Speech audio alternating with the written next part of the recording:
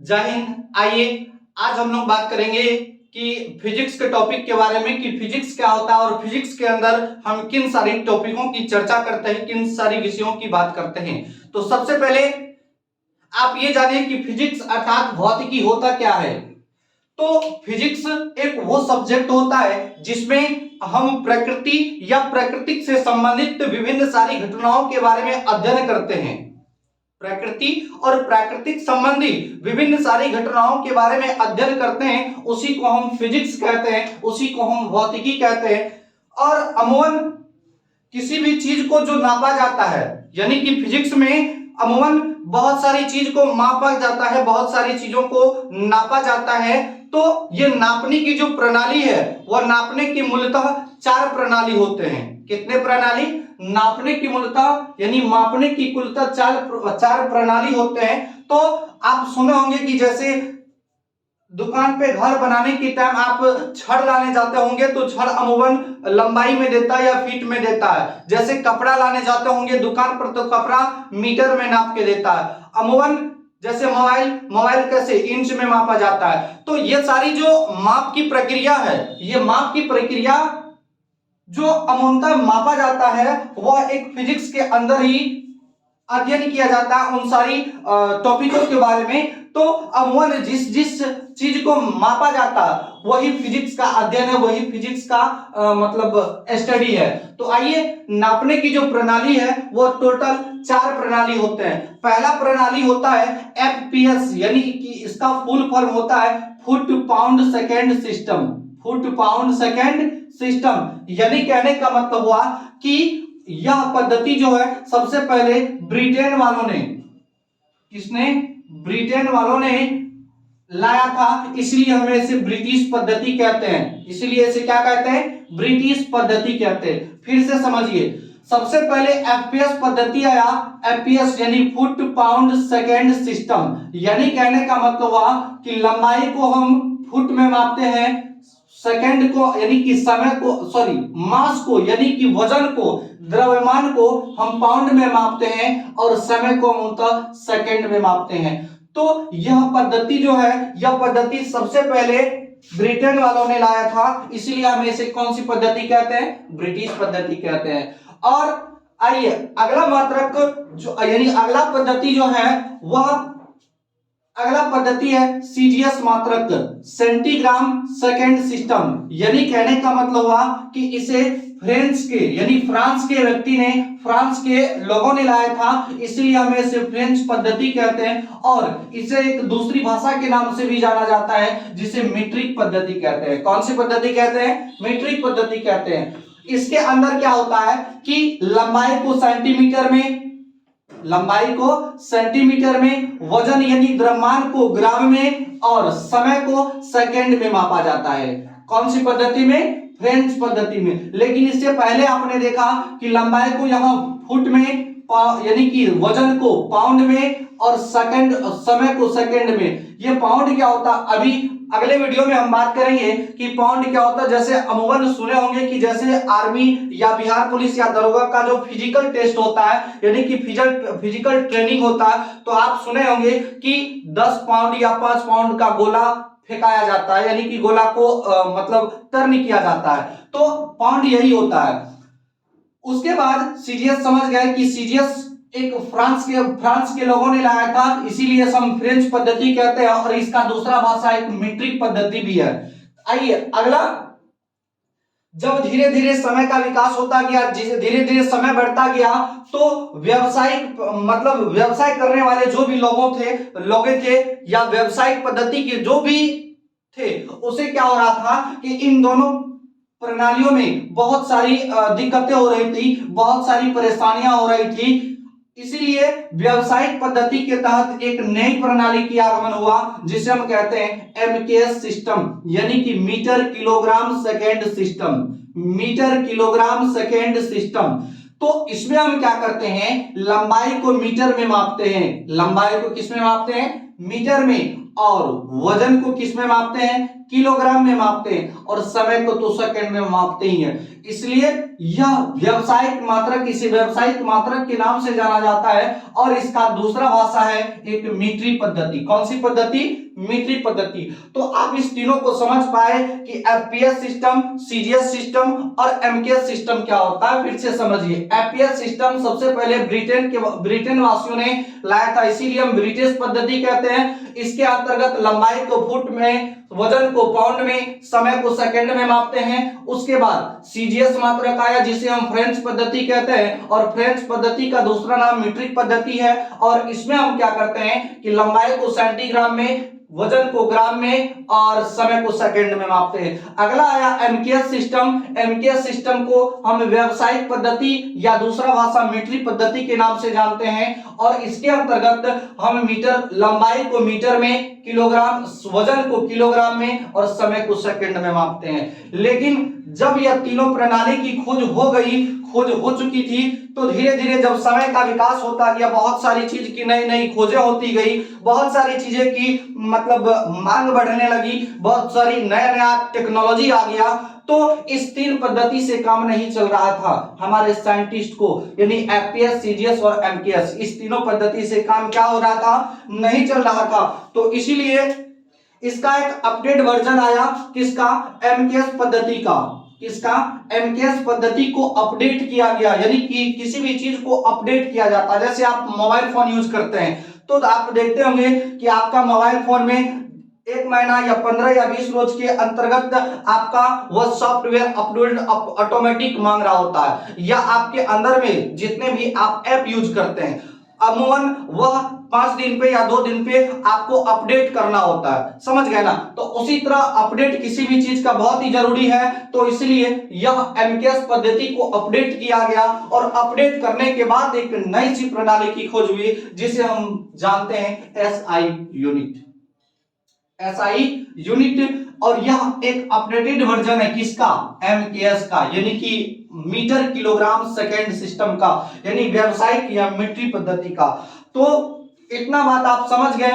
लेकिन एक बात और समझिए, एग्जाम में प्रश्न कैसे पूछा जाता है, आप इस चीज को समझिए। एग्जाम में जो प्रश्न पूछा जाता है वो ऐसा नहीं पूछा जाता है कि बताइए एमकेएस पद्धति में हम मीटर को कौन चीज में, लंबाई को कौन चीज में मापते हैं, तो आप डायरेक्ट जवाब दे देंगे। अगर इस प्रकार का प्रश्न आएगा कि बताइए एमकेएस पद्धति में हम लंबाई को किस में मापते हैं, तो आप जवाब दीजिएगा मीटर में।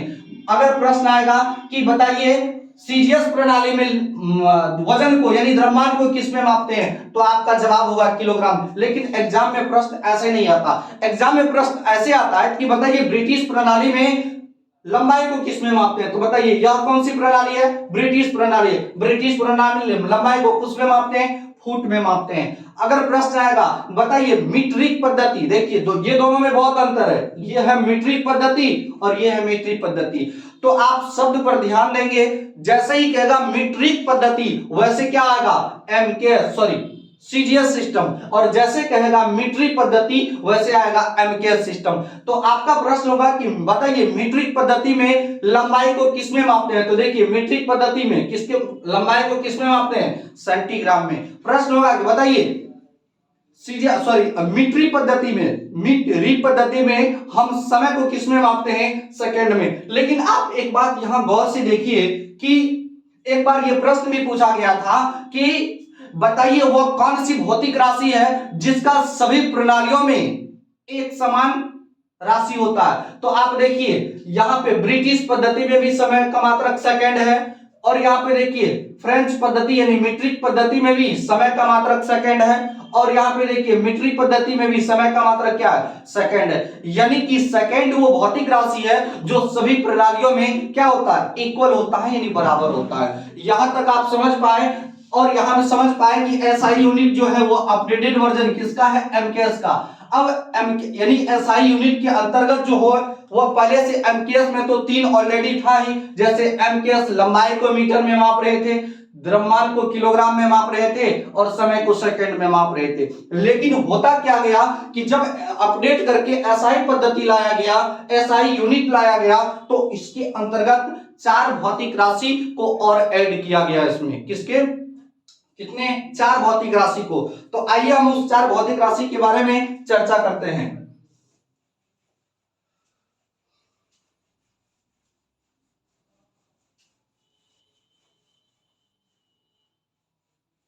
सबसे पहले यहां पे हम लिख दे रहे हैं कि SI unit, SI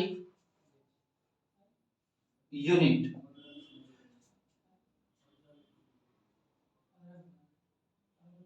SI unit सबसे पहले एमकेएस में क्या सब था, पहले एमकेएस वाले को लिखिए। एमकेएस में था आपका लंबाई, लंबाई, उसके बाद द्रव्यमान, उसके बाद था समय, समय, उसके बाद क्या आ गया, 4 ये एसआई यूनिट है, यानी यह एमकेएस का अपडेटेड वर्जन है। तो इसमें 4 भौतिक राशि को और ऐड किया गया। कितने को?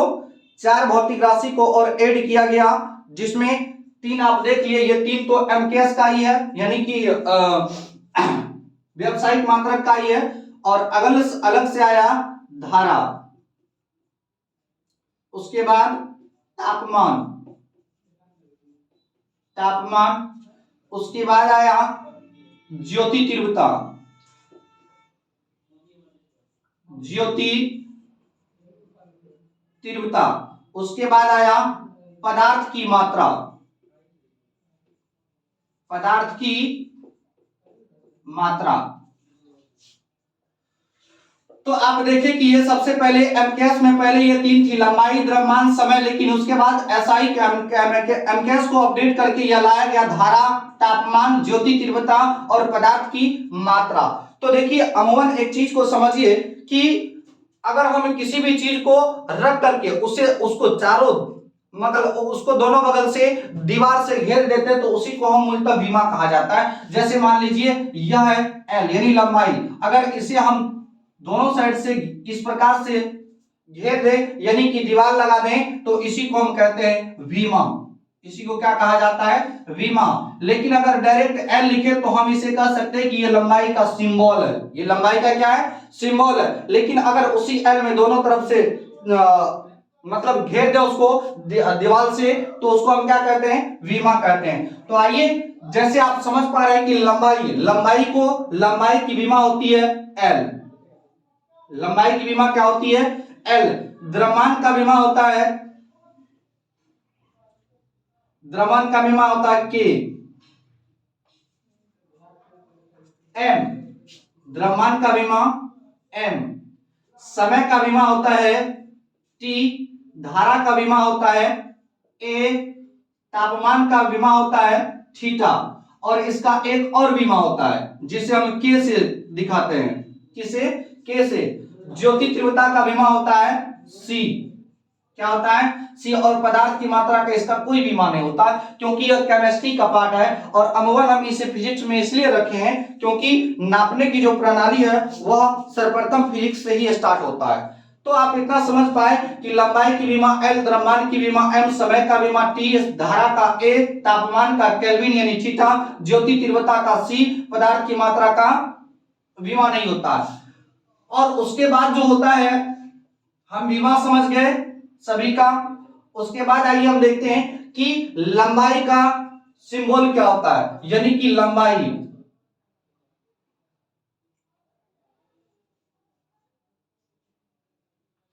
सिंबल से पहले आप देखिए कि लंबाई को हम मापते किस में है, तो लंबाई को हम मापते हैं मीटर में। किसमें मापते हैं? मीटर में। लंबाई को मापते किस में है? मीटर में। द्रव्यमान को मापते हैं किलोग्राम में। किसमें? किलोग्राम में। द्रव्यमान को किलोग्राम में मापते हैं। समय को मापते हैं सेकंड में। समय को किस में मापते हैं? सेकंड में। उसके बाद धारा को मापते हैं एम्पियर में। धारा को किस में मापते हैं? एम्पियर में। तापमान को मापते हैं केल्विन में। तापमान को किस में मापते हैं? केल्विन में। उसके बाद ज्योति तीव्रता को मापते हैं कैंडेला में।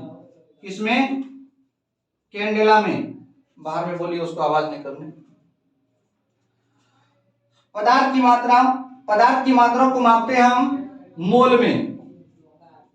किसमें? मोल में। तो आप समझ पाए कि लंबाई की विमा L होती है, द्रव्यमान की विमा M होती है, समय की विमा T होता है, धारा का विमा A होता है, तापमान का केल्विन यानी थीटा होता है, ज्योति तीव्रता की विमा C यानी कैंडेला होता है, पदार्थ की मात्रा का मोल होता है। उसको बोलिए आवाज नहीं करने, रूम गेट खोल के।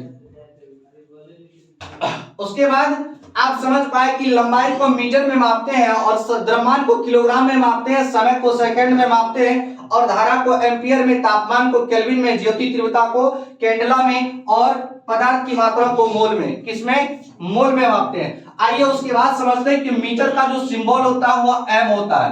क्या होता है? मीटर का सिंबल m होता है। किलोग्राम का सिंबल क्या होता है? kg होता है। उसके बाद समय का जो सिंबल होता है वह s होता है। क्या होता है? s होता है। धारा का सिंबल a ही होता है। समझ में आ गया? उसके बाद तापमान की भी जो होता है सिंबल वह k होता है। क्या होता है? k होता है। और ज्योति तीव्रता का जो सिंबल होता है ना वह cd होता है। लेकिन इसी का विमा क्या होता है? d को हटा के c लिखा जाता है, यानी कि विमा c और उसको सूचित जो किया जाता है उसका सिंबल होता है cd और पदार्थ की मात्रा का मोल होता है। क्या होता है? मोल।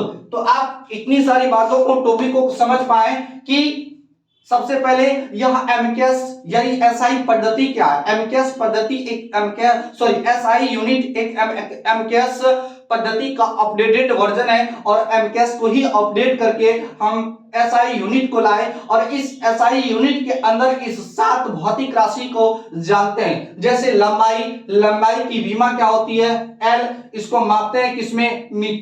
मीटर में और इसकी सिंबल क्या होता है? एम होता है। उसके बाद द्रव्यमान की विमा क्या होती है? एम। उसको मापते हैं किलोग्राम में और सिंबल क्या होता है? केजी। समय की विमा क्या होता है? टी। उसका समय को मापते किसमें? सेकंड में और इसका सिंबल होता है एस। धारा को यानी धारा का जो विमा होता है वह धारा का विमा एम्पियर होता है। क्या होता है? एम्पियर। और एम्पियर को यानी धारा को जो हम मापते हैं वह एम्पियर में ही मापते हैं और इसका सिंबल ए होता है। तापमान, इसका जो विमा होता है वह थीटा भी होता है और के भी होता है, लेकिन उसको जो हम मापते हैं ना धारा को वह तापमान को केल्विन में मापते हैं। किसको? तापमान को किस में मापते हैं? केल्विन में। और इसको हम के से सूचित करते हैं, यानी के उसका सिंबल होता है। ज्योति तीव्रता का जो विमा होता है वह सी होता है और इसको हम मापते हैं कैंडेला में और इसको सूचित करते हैं सीडी से। पदार्थ की मात्रा का कोई विमा नहीं होता है, लेकिन उसको हम मापते हैं मोल में और उसका सिंबल एमोल। तो आप इतनी सारी टॉपिकों को समझ पाए। इसके आगे हम आज आपसे कुछ जानना चाहते हैं, जैसे आप जवाब दीजिए अगर दे सकते हैं।